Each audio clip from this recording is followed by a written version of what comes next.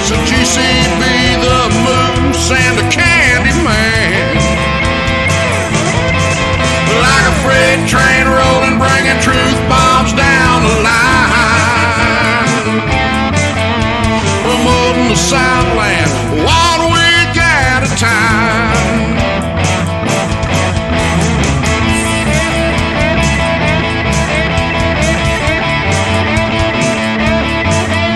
Promoting the Southland 1 week at a time. SCV chat starts now.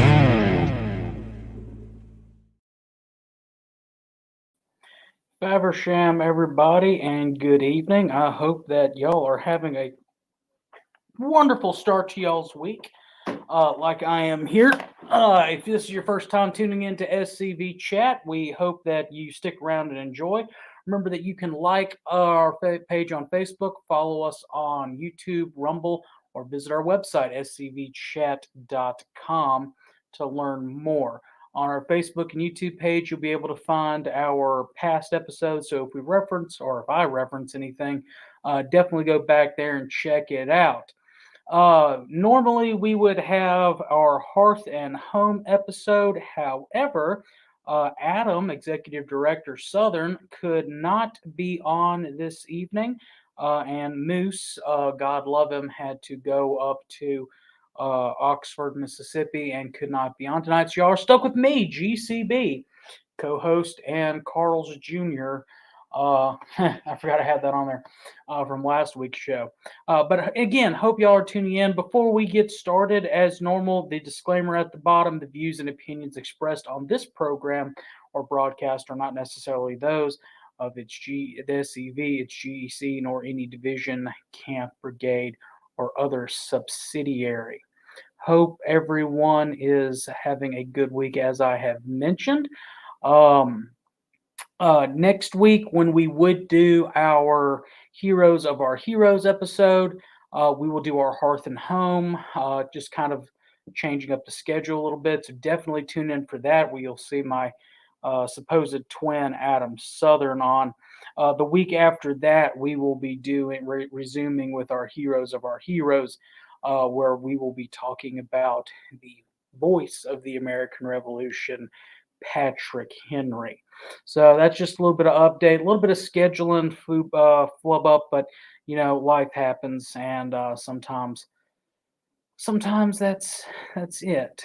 But looking through the chat, seeing everybody on, see Jack DuPont, Faversham to Carl Jones, Michael C. Hardy, our official historian, good evening. Past Commander-in-Chief, the Lone Ranger, Chuck McMichael from Louisiana.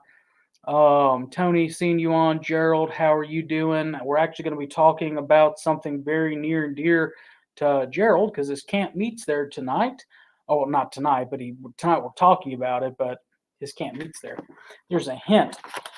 John, good evening. Alan, good evening. Jude, good evening. Again, I hope everybody's having a great week. I'm sorry right now.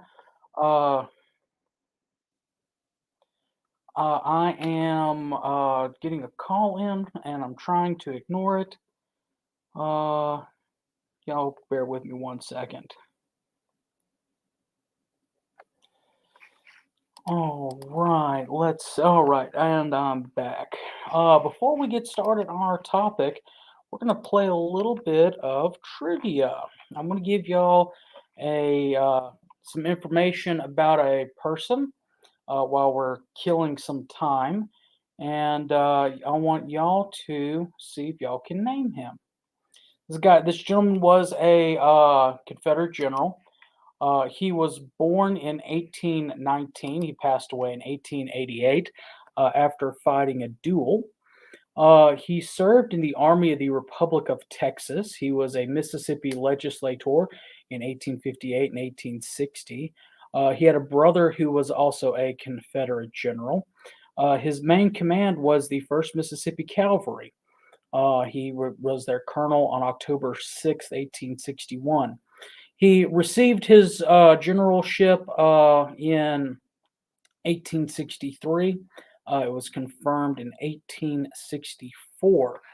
He was originally offered the position of Postmaster General of the Confederacy, but did not take it. After the war, he moved to Vicksburg and Jackson. In 1880, he was appointed as a Mississippi State Revenue Agent. He resigned in 1885 and took the position of postmaster in Jackson, Mississippi, appointed by Grover Cleveland. And he died in a result of a duel with a newspaper editor on the duel was on May 1st, 1888. He's buried in Greenwood Cemetery in Jackson. So, y'all tell me who that general is. And I'm going to scroll through the comments, see if y'all give me any answers. No, not Van Dorn, Chuck Mack.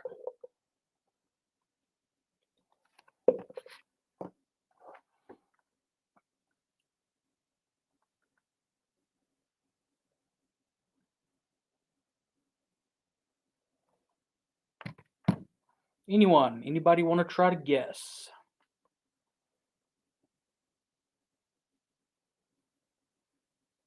Don't worry, I'll wait. Again, I'll redo that about him again. He was born in 1819. He died May 1st, 1888. He served in the Army of the Republic of Texas. He served the Confederate States Army as well. He was first colonel of the 1st Mississippi Cavalry. He was offered Postmaster General by President Jefferson Davis, but declined. He served mainly in the Western Theater of Operations. He was eventually promoted to Brigadier General. He fought at Shiloh, Corinth, Iuka, Hatchie's Bridge, the Vicksburg Campaign, including the Battle of Raymond, Champions Hill, Siege of Vicksburg, Siege of Port Hudson, Battle of Meridian, the Meridian Expedition over in the Atlanta Campaign as well.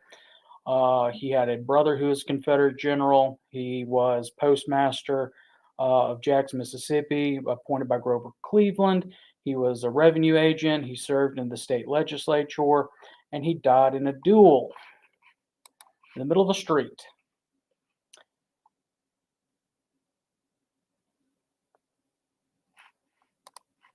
I agree, Carl. Getting a couple of answers in. I'll give it 1 more minute, 7:09, and I'll reveal the answer.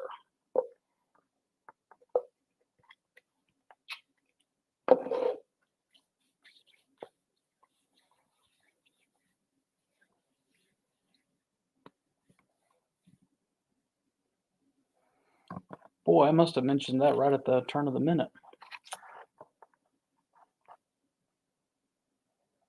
Got about 10 seconds left if anybody wants to try a guess.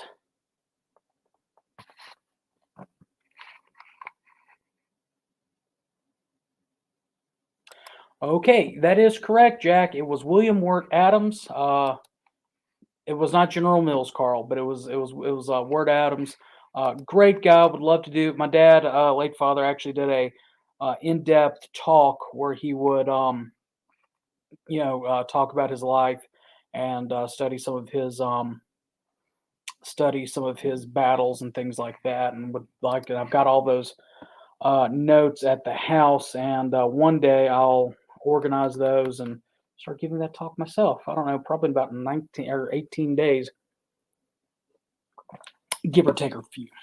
So, all right. Well, tonight we are going to talk about a very and kind of going in with the theme of Hearth and Home. Nationally, our Hearth and Home is the National Confederate Museum in Elm Springs, but here in Mississippi, we've got a crown jewel, what we call our crown jewel, Beauvoir, which is the last home of Confederate President Jefferson Davis.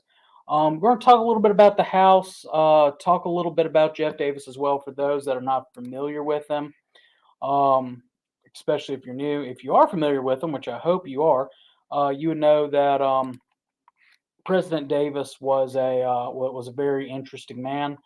Um,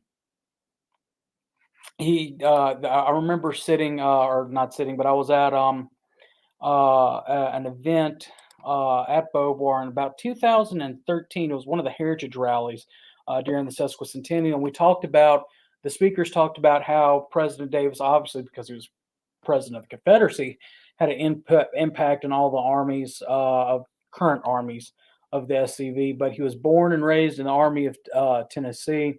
He lived and worked in Richmond in the Army of Northern Virginia, and when he passed from this mortal life, he passed in the Army of Trans Mississippi. So just a interesting little bit of connection about President Davis. It's a little bit of both. Just a quick biography about President Davis, so we can get into that. Um, President Davis was he was a politician. He was a statesman, really, who served as the first and only president of the Confederate States of America from 1861 to 1865. He represented Mississippi in the United States Senate and House of Representatives as a member of the Democratic Party and a Whig also before the war between the states. He was Secretary of War from 1853 to 1857 under President Franklin Pierce. He was the youngest of 10 children. His middle name, Phineas, is Latin for finished. Born in Fairview, Kentucky. He grew up in Wilkinson County, Mississippi. The house is still there. He lived sometime in Louisiana. He attended the United States Military Academy. He served 6 years as a lieutenant in the U.S. Army before resigning. Married Zachary Taylor's daughter. Excuse me.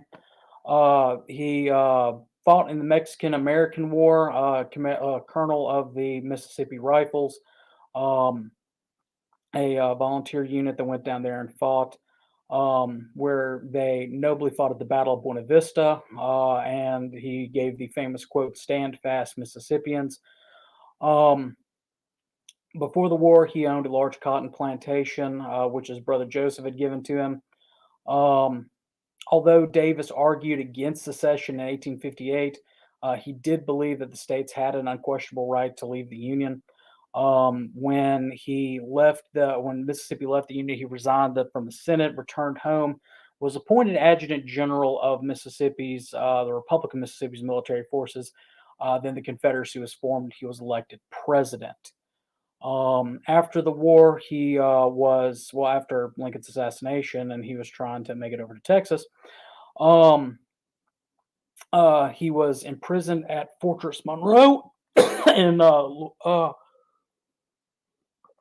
Virginia and was never tried because the North felt that putting him on trial would also put secession on trial, and that they would lose that trial. After that, he searched for a place on the Gulf Coast to write his memoirs.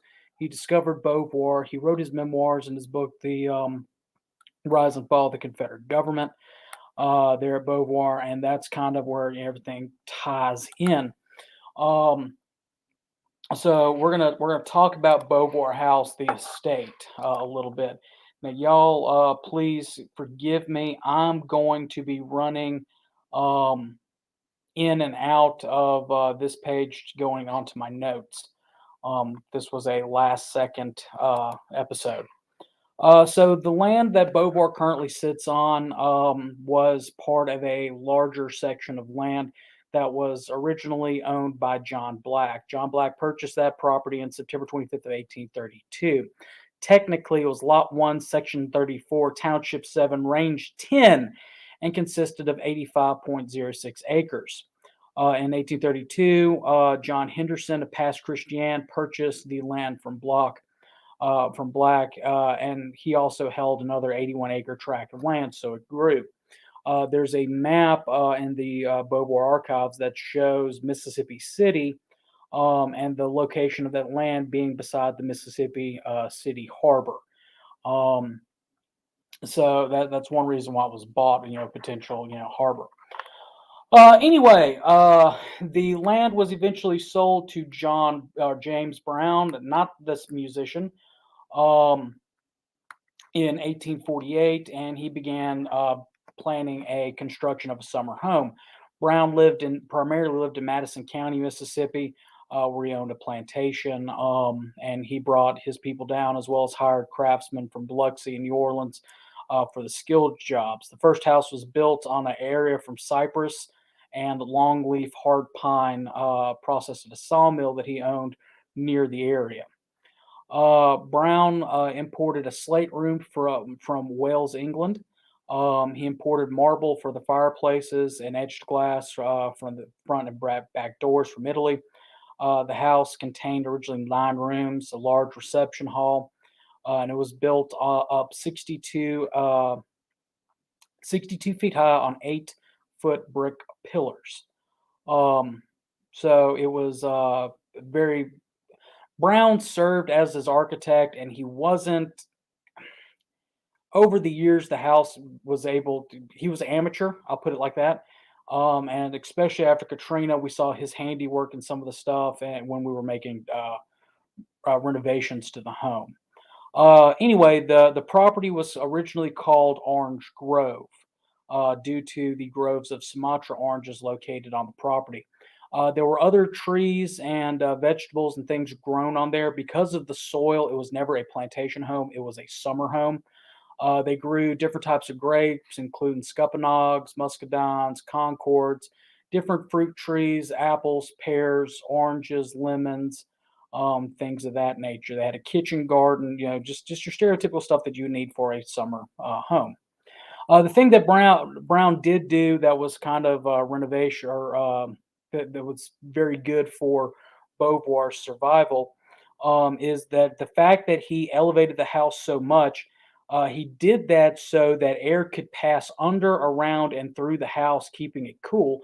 But that would eventually save the house from storm surges. The house was completed by 1852. Brown also constructed 2 small cottages. They were originally identical in plan, one on the east side, one on the west side of the house. The cottage that's now known as the library cottage, that I'll call the library cottage, was used as Brown's office.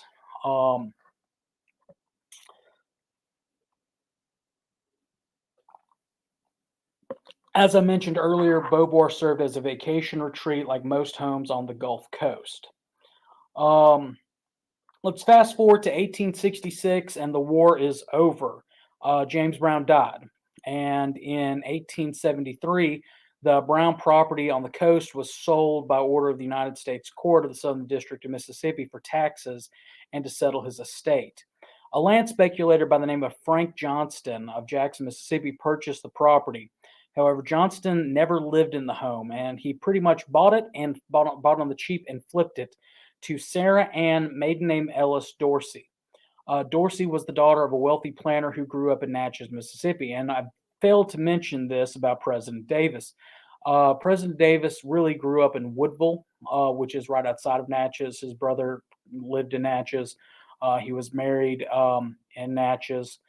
Natchez was, at the time of the war, had more millionaires per capita than New York City did.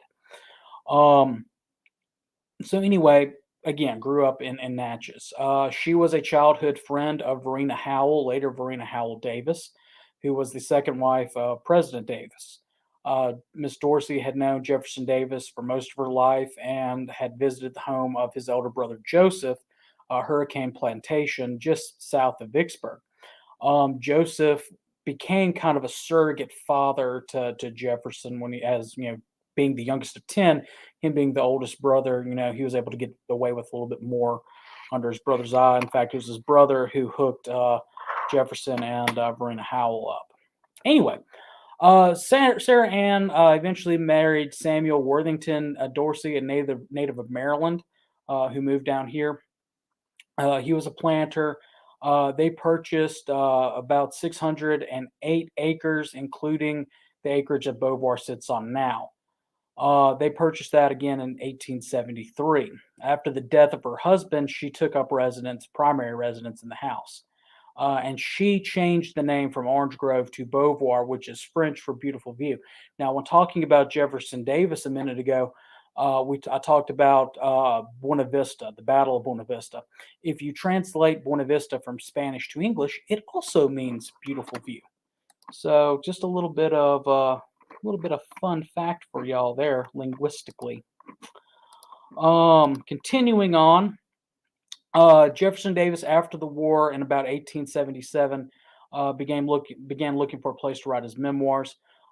He visited his family friend, Miss Dorsey at Beauvoir. When she found out that Davis was seeking a place to write, she showed him the East Cottage, the Library Cottage, and she told him that he could pretty much stay there. And the cottage at itself was just mainly an office area, but they eventually enclosed a gallery on there, and it became a bedroom and with a dressing room. Um, so Davis rented the library cottage from them or from Miss Dorsey for $50 per month for room and board, and did so for 2 years until he purchased Beauvoir from her in 1879. In February of 1879, Sarah Dorsey offered to sell Beauvoir to Jefferson Davis, and on February 19th, the title was passed to Davis for $5,500 to be paid in 3 installments, the first which was paid immediately. Miss Dorsey then moved to New Orleans.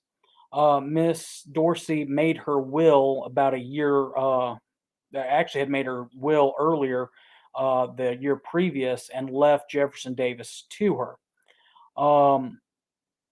It is noteworthy that after her death, Davis did pay the 2 remaining installments due in Beauvoir in order to liquidate debts owed by Mrs. Dorsey's estate. Even though he did buy Beauvoir, he did not pay for it in full. Miss Dorsey had known for some time that she had cancer, and that is what prompted her to, will it to President Davis.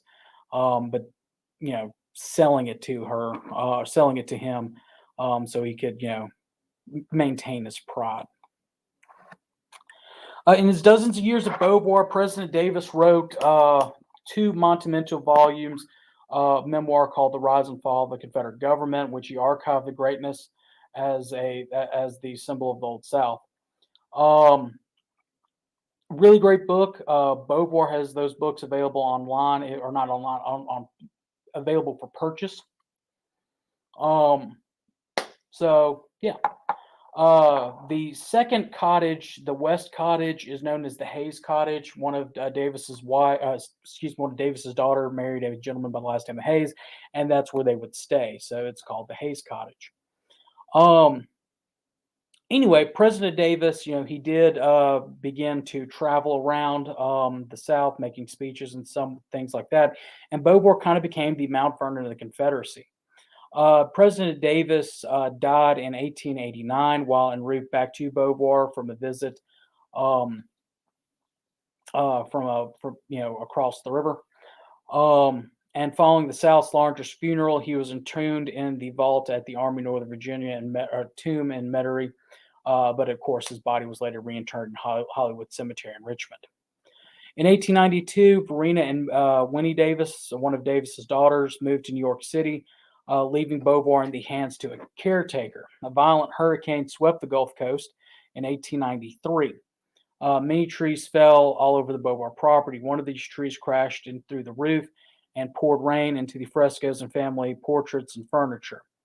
A good friend of Davis, who had a summer home in the area, came to the rescue, and over the next angel, this guardian angel of Beauvoir, whose name was Mary Southworth Kimbrough, worked tirelessly to save the house from the elements and neglect.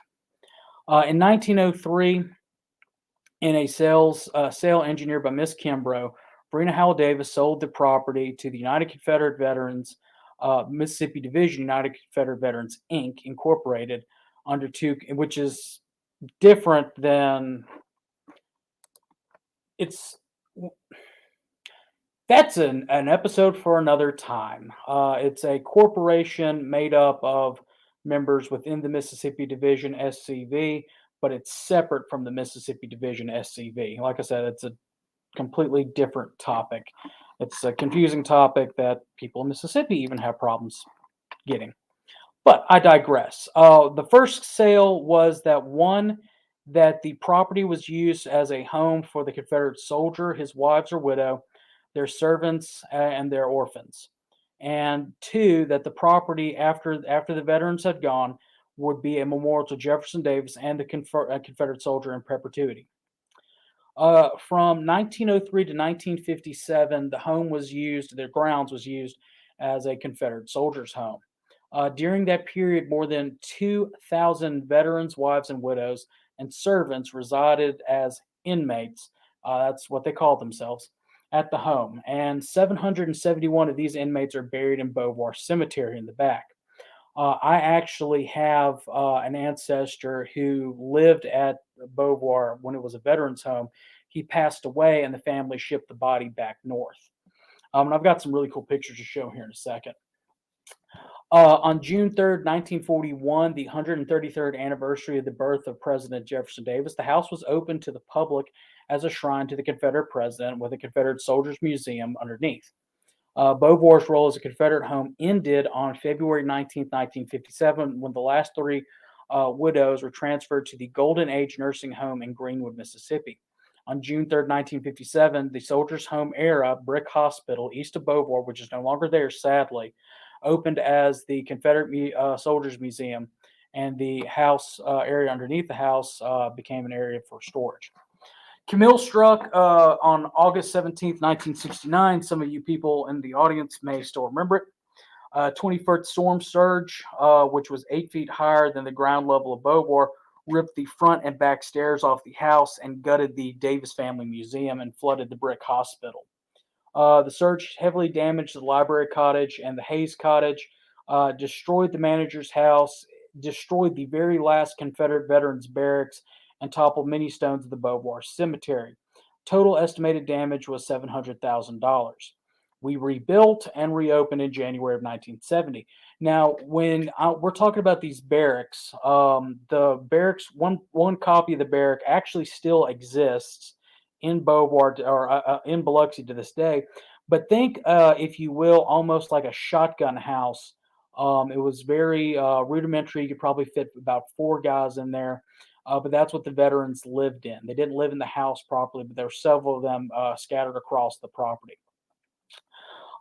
Anyway, on April 19th, 1980, the remains of a young soldier was discovered on a quote sacred slope of a battered hill, uh, dealing with the Vicksburg campaign, and was when he was discovered by Rick Fort Jr. or excuse me, Rick Fort Sr. I apologize. He was found with full cartridge box, canteen, full kit, um, and was where he was discovered at was at a very well-known Confederate line at this battlefield dealing with the Vicksburg campaign, private property. The soldier was placed in a cedar casket or cypress casket rather, and the major Confederate genealogical societies all voted to or agreed that he would be the unknown Confederate soldier that representing the hundreds of thousands of young men buried all across the South who did not make it home. Um, they held a service there, and on May 30th, 19 and that same year, he was buried there at Beauvoir, representing them. So he's in a style much like the Tomb of the Unknowns at Arlington. On May 30th, 1998, the first 2-story Jefferson Davis Presidential Library and Museum was dedicated and opened. It cost about $4 million. And on August 29th, 2005, it was devastated along with most of the property by Hurricane Katrina. The 24-foot storm surge, which was 12 foot higher than the ground level of Beauvoir, it ripped off the front steps, the back step, the front porches, the side porches. The back porch collapsed. Uh, 30 of several of the pillars broke. The house flooded. In fact, the floodwaters got in there so high that it caused the furniture to float about and strike against the walls. Paintings and artifacts fell into the swirling waters. The flag that one of my ancestors served under was in the museum. It got destroyed. Um, the Library Cottage, the Hayes Cottage, the Brick Confederate Hospital and Soldiers Museum, the Director's House, the replica Veterans Barracks, they were all gone. They were all destroyed. The president, which is kind of ironic, the president casino barge actually broke its mooring line in the Broadwater Hotel Marina and passed 150 feet in front of Beauvoir, striking and shattering a 15-foot tall white marble that was a memorial gateway dedicated by the United Daughters of Confederacy in 1920. So yeah, Beauvoir was pretty messed up after Katrina. Um, but just like with Camille, we rebuilt. Um, the damages estimated to Beauvoir property exceeded over 25 million in renovation and reconstruction cost. 40% of the artifacts that were there were destroyed. However, as I said, we rebuilt. There's a new library down there. The home has been rebuilt. Um, the Memorial Gateway has been rebuilt and was actually, I was there for the rededication on April 30th, 2011. And the JDPL, Jefferson Davis Presidential Library, it received its cornerstone at the kickoff of our division reunion in 2011. The library was dedicated and opened on March 16, 2013. Beauvoir is a very, very beautiful location. And in fact, I've got some pictures from the history of it, just a couple. So this one is a picture of Beauvoir about the time about the time or after when President Davis lived there. This is a picture of President Davis outside of that East Cottage, where he worked on the library pavilion where he worked on his memoirs. Here's a picture of some of the veterans who lived and their wives, and you can also pick out a couple of others that lived on the property as a veterans home. And then they had a beautiful chapel on the grounds, and that's a picture from the chapel with some of the veterans sitting in there. Several books have been written about Beauvoir, and they are available at the Beauvoir gift shop. I'm going to try to send a link to that. Beauvoir has a very active social media page. Not only their gift shop, or not only museum, but their gift shop as well. So if you are interested in looking around, let me get back.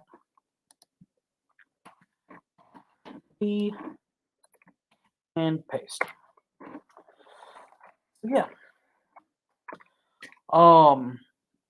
Now I can say this without a doubt. I have stayed on the property. Well, let me backtrack. Beauvoir has several Confederate events a year. We have one coming up on June 3rd, which is the president's birthday party. I believe the Kennedy twins will be coming and speaking there, as well as selling their book, which I will talk about in a little bit because they've sponsored.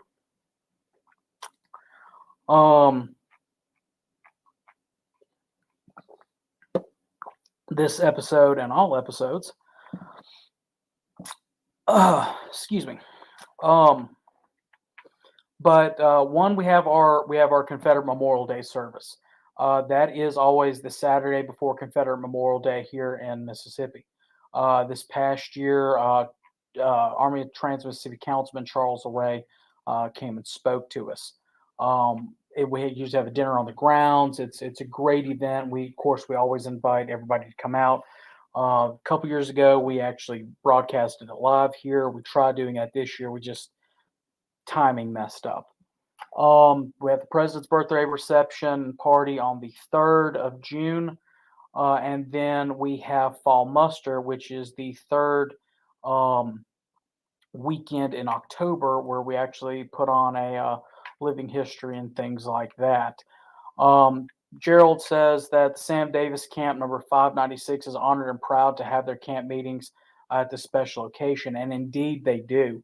I was we had a work day this past weekend, which is one reason why I decided to talk about Beauvoir. Is where we did a lot of work. Gerald is restoring right now a uh, wagon. I believe it's an artillery wagon, modeled reproduction, modeled after one of the ones the Washington Artillery had that'll be on display there. And he's doing a fantastic job at it. You can follow his updates as well as the other updates of it, I believe, on the Facebook page. Um, but yeah, we have a lot of stuff going on when we're down there. I know Victor has visited Beauvoir. I know for a fact Carl has visited there. I know Chuck Max visited there. Um, I know Jax visited there because he played bugle for us. Um, Carl wrote a very eloquent, long thing in the guest book of the Hayes Cottage. The Hayes Cottage is available for rent. Um, kind of like an Airbnb thing. If you're ever in the Biloxi area, just call down there and find out. It's very affordable. It's a lot more affordable and a lot better than the hotels in the area. Some of the books that you can get out of the library, of course, is The Rise and Fall of the Confederate Government. We have several of the Kennedy books, including the new one, Jeff Davis and the High Road to Emancipation.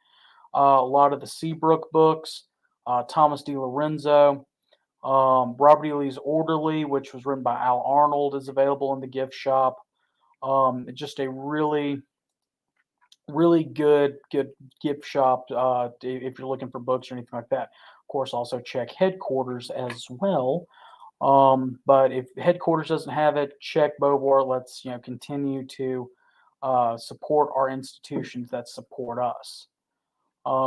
They have some stuff that's Beauvoir specific. There's one mug that we've got that's a limited edition barrel mug that I drink hot chocolate out of every Christmas since I've gotten it. So y'all just look around, try to support the institution.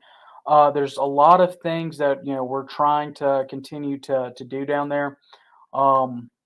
Jude's been good job, Jude.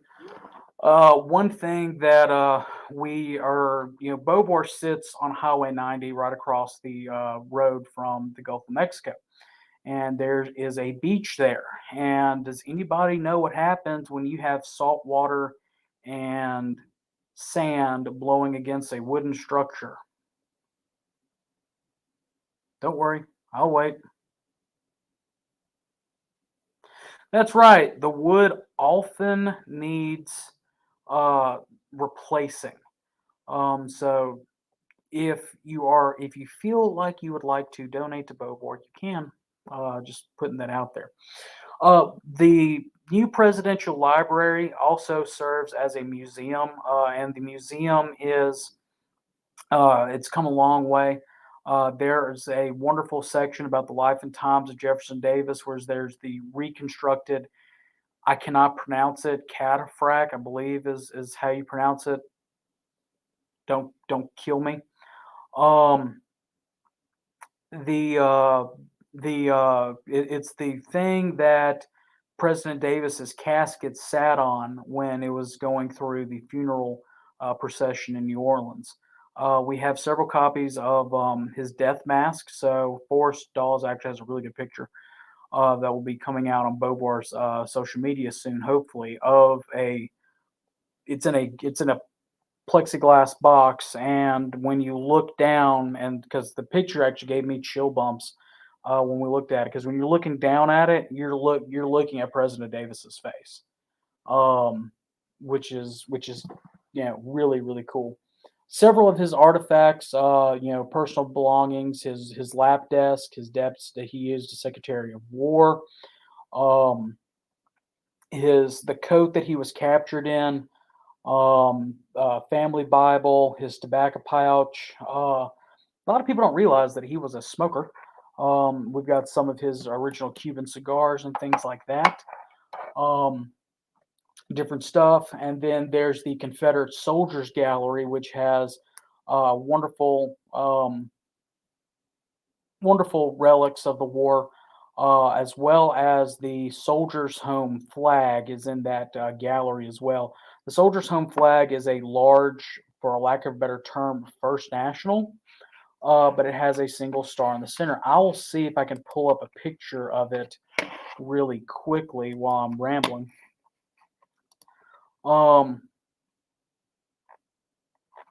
Okay, it's not going to pull up that way.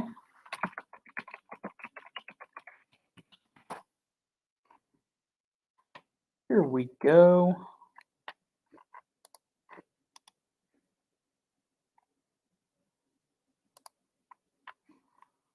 Let me see if it does right.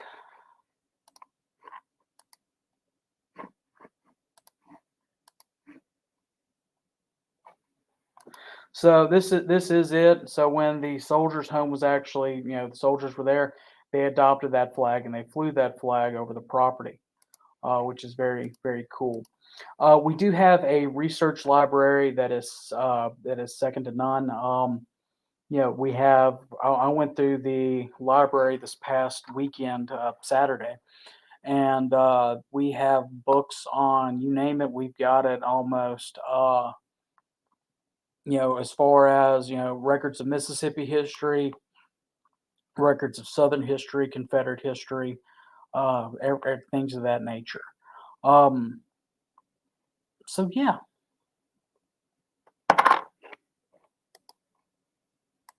Well, Gerald, does the family in North Dakota want to give us the sword, please? Family in North Dakota. Anyway, we'll be right. I'm going to go ahead and take our sponsor break because I realized I missed our Pop-Tart break while talking. Of course, just like every other episode that we've had this past year, our episode is brought to us by the Kennedy twins' most recent book, Jefferson Davis, The High Road to Emancipation, Emancipation and Constitutional Government. It's available on the Kennedy Twins website, kennedy-twins.com, on Amazon, at the SCV headquarters shop and Beauvoir shop. So you have a lot of places where you can get it. Jefferson Davis, a lot of people don't know, was a leader to the high road to emancipation. And I really don't want to give more away about the book. Would like for y'all to read the book, get the book, because we will soon have, as soon as I can finish the book, a in-depth conversation with the Kennedys about this topic. The book, like I said, is available on the kennedy-twins.com, scv.org shop, and at Beauvoir's website as well, where I've started up in the chat so y'all can find it very easily. I'm going to go ahead and take a quick commercial break and be right back. Okay, guys? Let me find our commercials. I hate having to try to drive this when Moose isn't here. I give him so much grief, but he's really helpful on the show. There is a place, nestled in the rolling farmland of southern Middle Tennessee. A home, constructed in 1837, nearly lost to the ravages of war. Saved by a servant and a Confederate general. A place where families loved and lost. If walls could talk, what stories could be told? If a place, a home, can feel love, loss, pain, surely this is one of those places. Nearby is a more recent structure, and inside are the stories of heroes and heroines, stories of battles won and lost, stories of sacrifices made by the people of its native soil. A place that will tell the true and complete story of the Southland and the war fought for its freedom. From the causes that led to the conflict to the modern-day struggles to protect Southern history.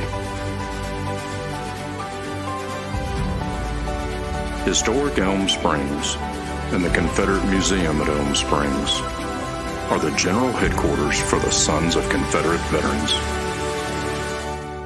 a place where the story of the Southland and its historic struggle is preserved and told. Come and discover your history.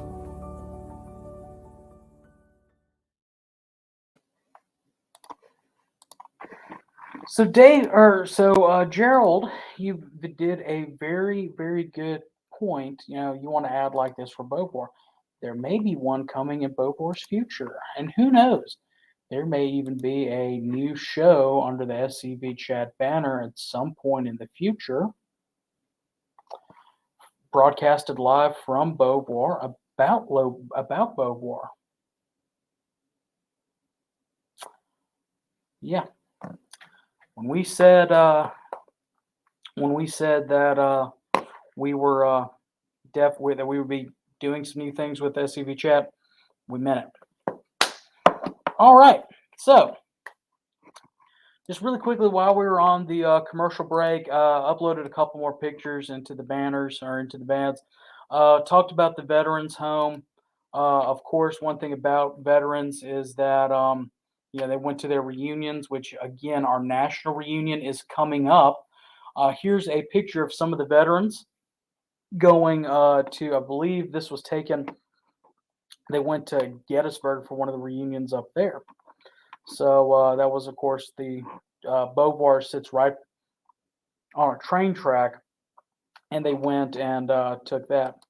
Then also, here's a colorized postcard of the Hayes Cottage. And you can kind of see in the backgrounds. Let me see if I can. No, that just lets me to edit the layout. Darn it. You can see back to the far right of the picture and the far left of the picture, those buildings, the backgrounds, those were the veterans' homes that we're talking about. This center one, of course, was the Hayes Cottage, but the back building on the back right and back left were veterans' barracks. That's the words we're looking for. The University of Southern Mississippi actually did a project called the Beauvoir Veteran Project, where they talk about some of the things that went on, down at Beauvoir. They have some wonderful. They have a thing about the Thanksgiving feast that happened down there. They have a wonderful little section in here where they talk about, in its prime, 250 men and women called Beauvoir their home. The facility bustled with skits, readings, trips to veterans reunions. Again, the picture, weddings of the residences, which some of the veterans and some of the widows that lived there did get married. Numerous social visits by local residents and dignitaries. As we would expect from a home with aging residents, Beauvoir also conducted a host of funerals. While some residents or their families requested the bodies of their loved ones be sent back home, again, that's what one of my ancestors, whose uncle was sent back home. Over 700 veterans, wives, and widows were buried at Beauvoir Cemetery, located behind the home and the barracks. On February 9th, 1957, the last two residents were moved up to the Delta, and it became the shrine. So, definitely a lot of a bunch of more information out there. If y'all are interested, definitely check it out. Visit Beauvoir. I can't stress that enough, especially with it being summer and things coming up. Check that out. Now, how many of y'all have seen the movie The Rough Riders that came out in the early 2000s? It has Gary Busey as fighting Joe Wheeler, the guy who played, I can't remember his name, who's in Platoon, but he also played Longstreet in Gettysburg. He played Teddy Roosevelt. Sam Elliott's in it. Several other, a lot of Arlie Ermey's in it. Several actors from that 1999, early 2000s era. There's a scene where the Rough Riders are on a train, and they passes Biloxi, and then there's a bunch of Confederate veterans standing out there. And the people in the crowd have third national flags, first national flags, battle flags, and U.S. flags. And the little boy looks up to his, aged veteran. He says, But Grandpa, they're Yankees. And he says, no, son, they're Americans. Again, train track veterans, Biloxi, those are Beauvoir veterans represented in that movie. I just always thought that was a nice little Tom Berenger. That's who it was. Um, but it's a very good thing. Uh, I'm not teasing you, Gerald. That's something we talking about the media push from Beauvoir that Forrest Harris and I have been talking about. It's coming. Michael, those are great images, and that's I really didn't know that the railroad would give veterans discounts when they attended reunions. That's good to know. I actually talking about that picture. The Rankin Rough and Ready's Camp 265 in Brandon has a relic show every year, and I was going through the relic show a couple of years ago, and there was a guy who had an original of that postcard. Because they would take a picture of them and then you sell the postcards for them to mail back home. And he was asking for like $1,500. I didn't have the cash on me then, but if I could ever get my hands on one of those, I would donate it. Speaking of postcards, we actually just found, and there's something very interesting dealing with Mississippi's history, that in the 1904 state or World Fair, excuse me, held in St. Louis, Missouri, the centennial of the Louisiana Purchase, the Mississippi Display Building was modeled after Beauvoir. And we just purchased an original postcard to try to get reproductions made. But that goes to kind of what the Kennedys published in the books back when Confederate was cool or something like that. Gerald Nelson says that Mississippi State University used to do archaeological digs on the property, and so did Southern Miss as well.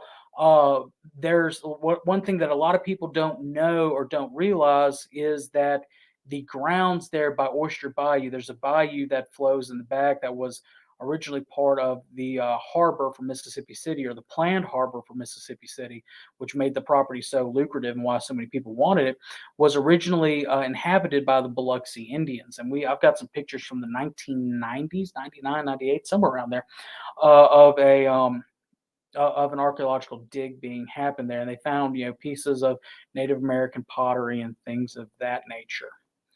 If any of y'all are in the area and are trying to visit Beauvoir, try to do it on the second Tuesday of each month. Well, definitely try to visit wherever you can. But if you're going to be there and you want to visit a local camp, that's when Gerald's camp meets down there at Beauvoir. So definitely go down there and visit them and see everything that they're doing. Good things are happening at Beauvoir. The property is beginning to look better and better. We're getting stuff taken care of, getting stuff restored. There's a monument currently being discussed between ourselves and the Mississippi Department of Archives. Oh, that's the other thing I was going to mention. The thing after Beauvoir rebuilt from the Katrina, the portion where the house, the cottages, the library pavilion, and the cottage has been designated, or the part of the design, which we brought in experts from Colonial Williamsburg and several other areas, that area of the property and the house look just like when it'll all be finished with the current restoration we're under.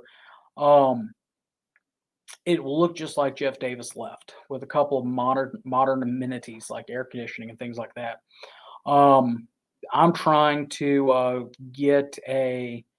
trying to figure out exactly where on the property it would have been, but I would love to redo the kitchen garden, kind of like what Adam and Kayla have done up at Elm Springs, in order to do kind of a community, garden, or at least sell the produce or stuff like that.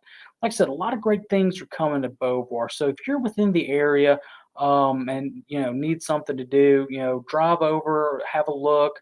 We're always looking for volunteers, always looking for donations.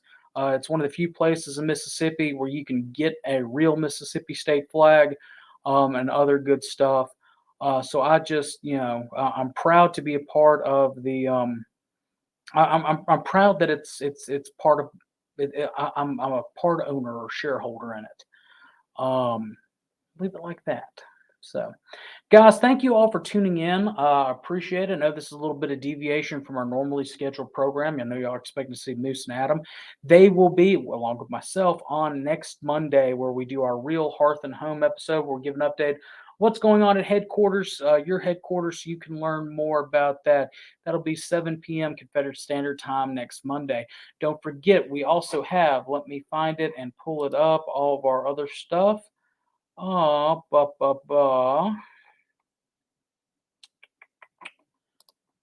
Make sure to share this episode. Email scvyyouthoutreach@gmail.com with your stories of your camps or look around the Confederation. That will be Thursday at 7 p.m. We're not going to have an address of the division. I don't know what Moose has planned, though, for next week. Guys, please send in your stories. We've been going through the Facebook, the SCV Facebook group, trying to pick stuff out. It really helps us. It really saves us time if you can send in your stories and pictures with it. We like to, part of the thing about Look Around the Confederation is tell you what other camps are doing, but show the world that, we are out in our communities doing things. Remember to tune in to our other shows, our partner shows, our sister shows, brother shows, really. The Look Around Southwest Florida, the Alamo City Guards chat, everything like that. If you're not following our Facebook page, please go follow our Facebook page. Follow us on TikTok. Follow us on YouTube. Follow us on Rumble. Sign up for the website because there's something special going to happen with the website. Again, teasing y'all. Guys, I hope that y'all have enjoyed all of this. We will see y'all in the future. And remember, in the words of the late, great Harold Philpott, no Fumar in the elevator.